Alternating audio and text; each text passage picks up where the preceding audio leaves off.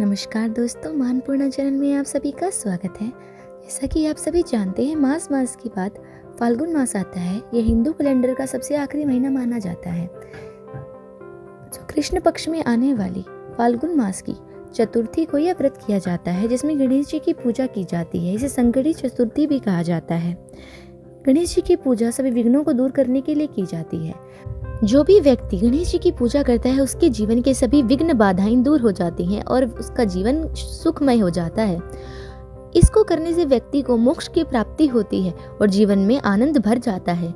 तो चलिए अब संकटी चतुर्थी की या फिर फागुन मास में आने वाली चतुर्थी की व्रत कथा को आरंभ करते हैं, जो कि कुछ इस प्रकार है। उससे पहले आप हमारे चैनल को सब्सक्राइब करना न भूलें। तो कथा कुछ इस प्रकार है। एक बार की बात है, सतयुग में एक राजा हुआ करते थे। उनका राज्य बड़ा ही संपन्न समृद्ध था। उसी राज्य में एक बड़े ही धार्मिक प्रवृत्ति वाले, सभी व्रत पूजन में बढ़ चढ़कर भाग लेने वाले ब्राह्मण रहा करते थे। उनका नाम विष्णु प्रसाद था। उनके घर में 7 पुत्र थे और 7 बहुएं थीं। वे कभी भी कोई भी व्रत नहीं छोड़ा करते थे और संकटी चतुर्थी का व्रत वे बचपन से ही करते आ रहे थे। लेकिन अब धीरे धीरे वे वृद्ध होने लगे।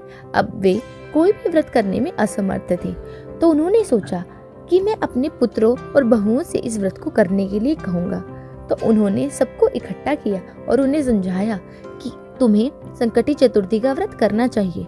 लेकिन बच्चों को व्रत में कोई रुचि नहीं थी और बहुएं तो मुंह सकोड़ने लग गईं। लेकिन कुछ समय पश्चात जब छोटी बहू को महत्व समझ में आया तो वह बोली, पिताजी मैं ये व्रत कर लूंगी, आप मुझे बताइए।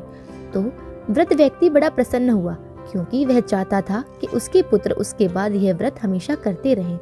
वह छोटी बहू को सारी चीजें समझा देता है। छोटी बहू व्रत रख लेती है।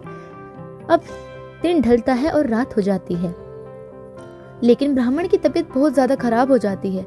उसे उल्टी दस्त लग जाते हैं। उसके सारे वस्त्र भी गंदे हो जाते हैं। तो वह कराहकर अपने बच्चों को बुलाता है, लेकिन उनमें से कोई नहीं आता। छोटी बहू आती है, जिसने व्रत कर रखा होता है, लेकिन वह उसे देखकर दुखियाती नहीं है और सोचती है, पिताजी के सारे कपड़े गंदे हो गए हैं, तो मैं पिताजी के कपड़ों को साफ कर देती हूँ। तो वह उनके कपड़ों को धो देती है और उन्हें भी नहलाकर साफ सुथरा कर बैठा देती है। अगले प्रातः सूरज निकलने से पहले वह नहा धोकर गणेश जी का पूजन करती है और उसका व्रत संपन्न होता है। उसके ससुर के प्रति सेवा भाव को देखकर और व्रत के फल के रूप में गणेश जी उसकी सारी मनोकामनाएं पूरी कर देते हैं और उसके ससुर की भी तबीयत ठीक होने लगती है। अब छोटी बहू और उसके ससुर बड़े प्रेम से रहते हैं।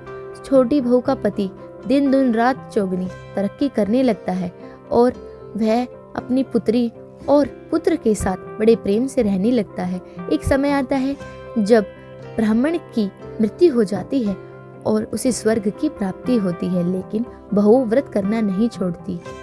तो जो व्यक्ति इस व्रत को करता है, उसका जीवन सरल हो जाता है और उसके जीवन से विघ्न दूर हो जाते हैं, क्योंकि गणेश जी को विघ्न हरने वाला माना जाता है और जीवन में सुख संपत्ति लाने वाला भी माना जाता है। तो यह थी संकटी चतुर्थी की या फिर फाल्गुन मास में आने वाली चतुर्थी की व्रत कथा। इसे फागुन मास की चौथ भी कहा जाता है। धन्यवाद। आपसे फिर मिलेंगे एक और कथा के साथ। तब तक के लिए हमारे चैनल को जरूर सब्सक्राइब कर लें।